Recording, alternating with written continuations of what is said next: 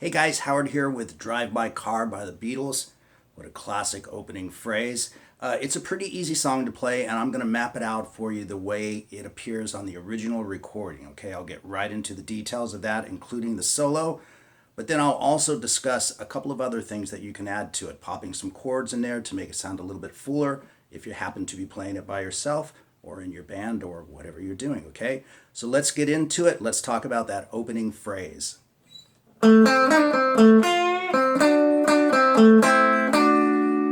Just classic, right? So I'm going to slow it down with the tab up on the screen, as you can see. But what I want to talk about is the timing on this, okay? We tend to perceive it as being on the downbeat, like 1, 2, 3, 4, 1.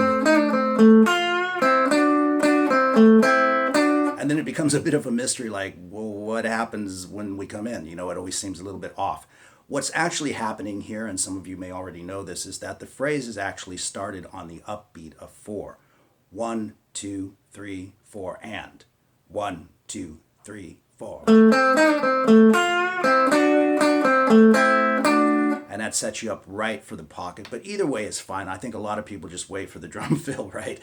And go for it, right? So let me play that for you nice and slow. It's a simple bluesy phrase with the flat 5 in there, and then a couple of double stops using major thirds. And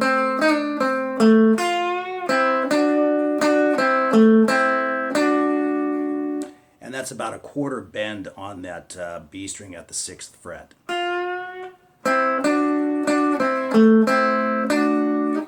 And then we are into the song. So this main riff, which is doubled on the bass and the guitar, is a pretty simple riff, but it's played a little bit differently the first time around. The first time it's just played like this.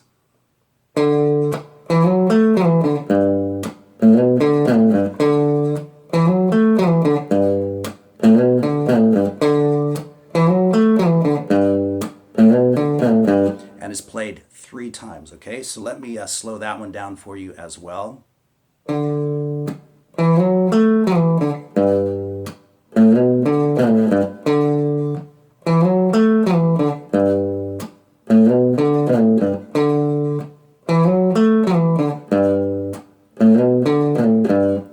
And then we're just writing some 8th notes. You can use an open A string for this if you want. I prefer the fretted one. It sounds a little bit fuller. So you want 12 8th notes. 1, 2, 3, 4, 2, 2, 3, 4, 3, 2, 3, 4. And like I say, you can use the open A string for that if you want. But then we go right into, okay, so coming off of that, we have, and that leads us into the chorus, okay? And you can see that little riff on tab as well.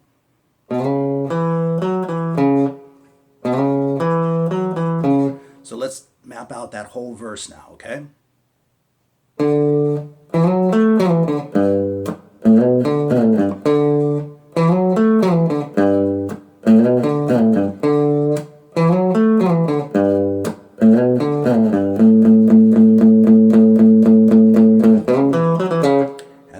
Into the chorus. Now I play the chorus across the A string and the 6th E string. You can play the whole thing on the top string, but I'll explain in a bit why I do it there, because when you add some chords, it's a little bit more convenient, okay? But the chorus is played like this.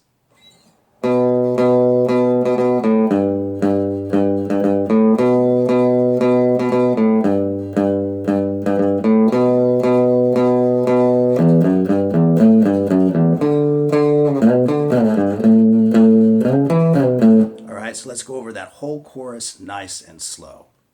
I kind of get into some alternate picking toward the end there. I think that's pretty convenient for playing it at the tempo they're playing at, but however you like to do it is perfectly fine as well.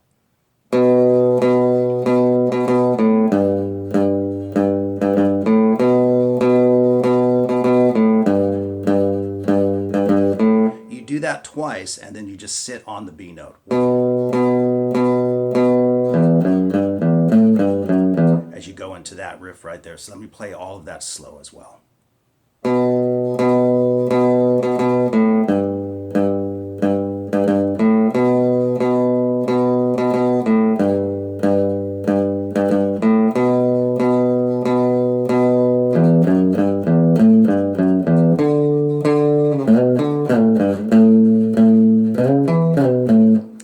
Okay, so that gives you your verses and your choruses, okay? But the second verse is played slightly different on that main riff, so let me show you how that's done. It's the same notes, the same riff, right? But just phrased slightly differently.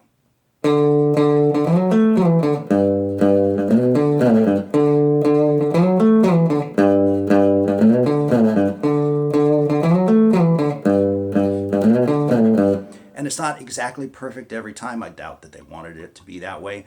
But the extra notes are just happening on that D note, the 5th fret on the A string.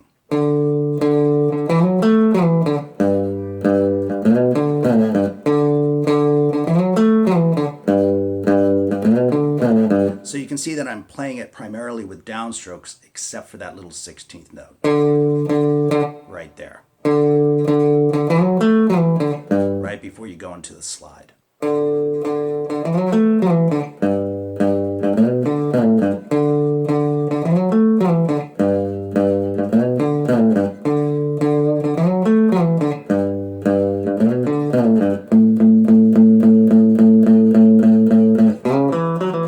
it's back to the chorus as usual.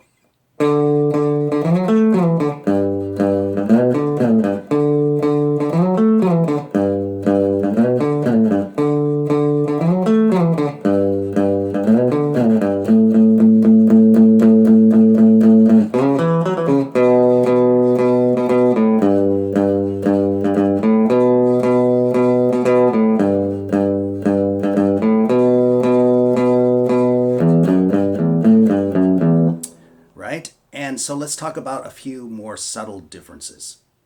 So coming off of that second chorus, they stop on the A note and break for the guitar solo. So they come off of that second chorus like this.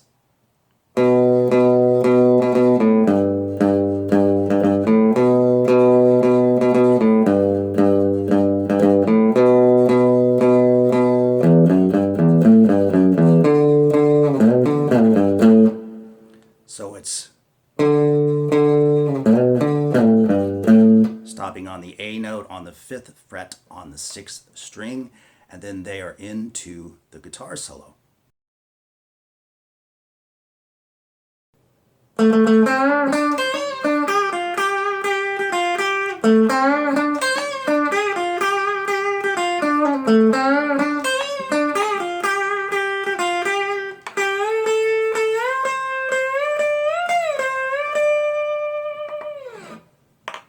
Pretty cool solo indeed, okay? And kind of treacherous to play with a slide on your finger. You probably hear it clanging up against the neck there.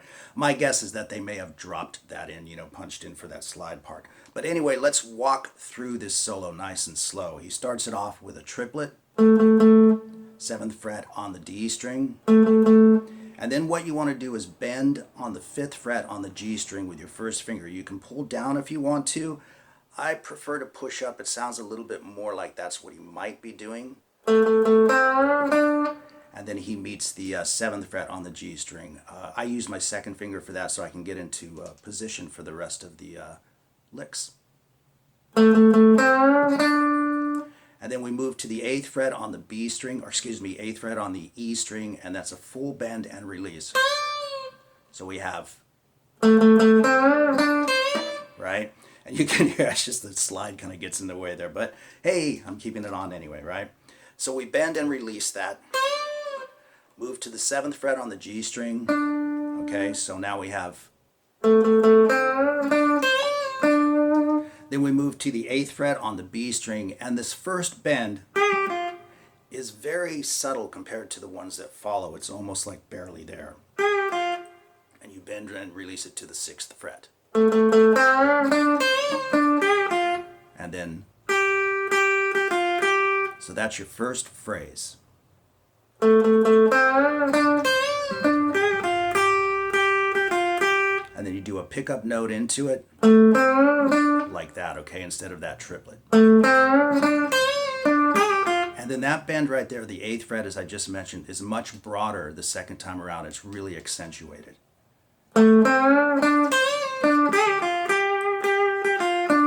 So the tail end phrase changes from to, Now there's a little part in here that is often missed, but it's right there, clear as a bell in the recording, where he lands that note, the 7th fret on the G string, and you hear that.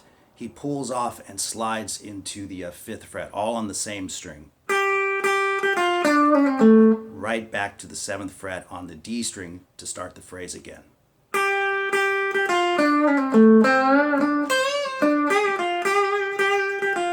And that phrase is exactly like the second one, okay? So let me do the whole thing nice and slow.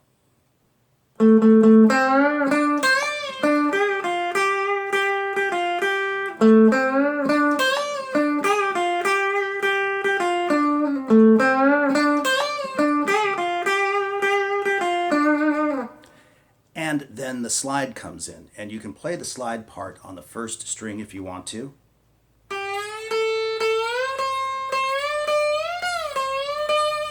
But I prefer to play it on the B string just because the B string is a little bit thicker, of course, and I think it sounds a little bit better at the tail end of the solo. Like I say, they may have just dropped that in with a punch, but I like to play it on that string, okay? But you can play it on the first string, which is the way most of you will probably prefer to play it, so here it is.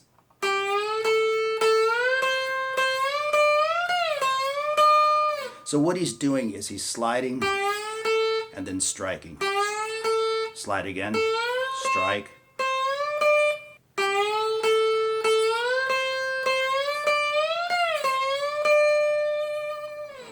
So let's talk about a couple of other little subtleties that you'll find in the recording. When they return to the chorus, which they do after the guitar solo, they play the very last riff slightly differently.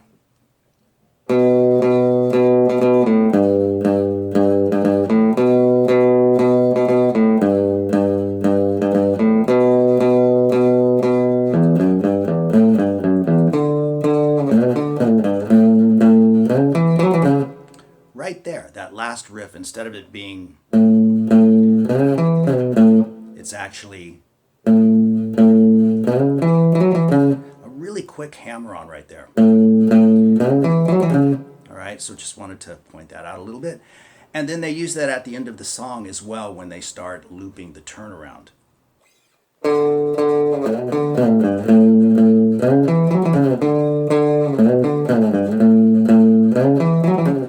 It's pretty cool, just wanted to mention that. And then of course you'll hear that little slide bit at the very end.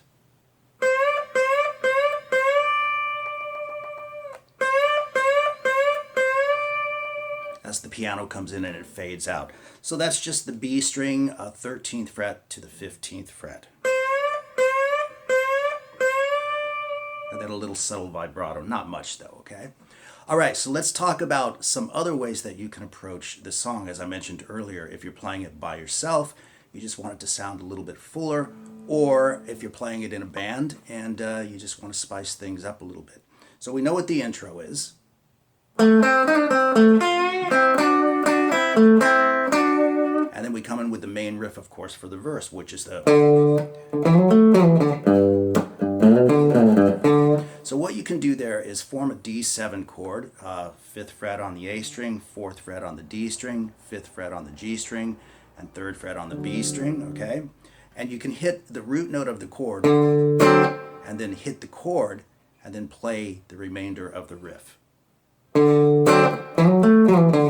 Which sounds kind of nice, very Beatlesque, right? And then for the next riff, we go to a G7. And we do the same thing, hit the root note of the chord followed by the chord, and then play the riff. And that can sound really nice in a band situation or if you're playing it by yourself.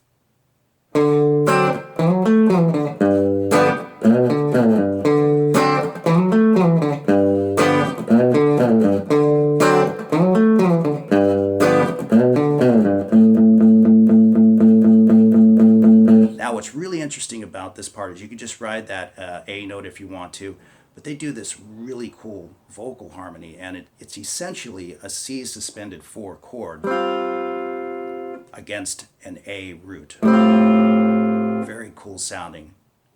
I found a driver, and that's a start. That's kind of fun to do if you want to do it right. Especially if you're just singing by yourself, you want to fake the harmonies. So you would play it out of the verse like this. And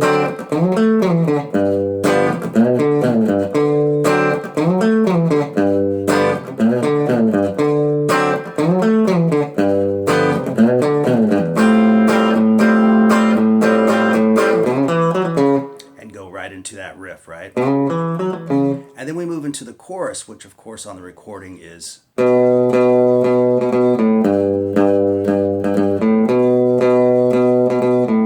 And as I mentioned earlier on, that's a great place to play it because you can add the chords to it if you want to.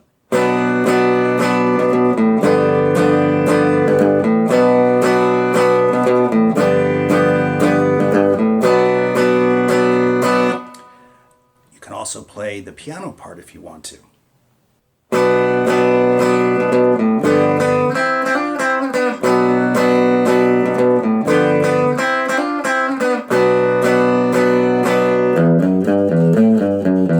Kind of a tricky little maneuver, but well worth the effort, I think. So the two chords I'm playing, backing up just a hair, are B minor to G7. So we have...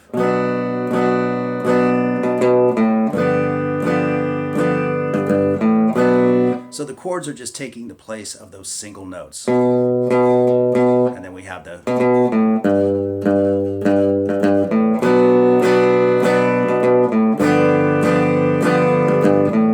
And if you want to add that little piano lick, you would just hit the G7 chord one time and go into the lick.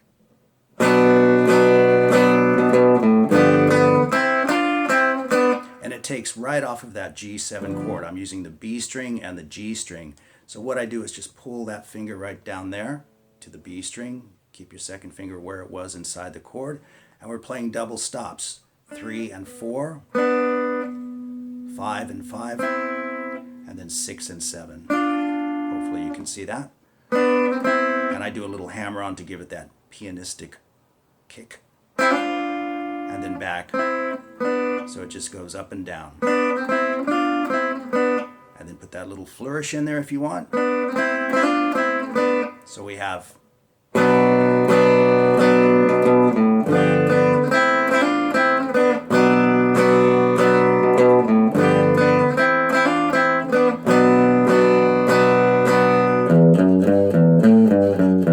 Now for this part, you can add chords in there as well. You would go back to the D7 and then an A7 at the 5th fret. Or so that whole chorus with these chords added would be...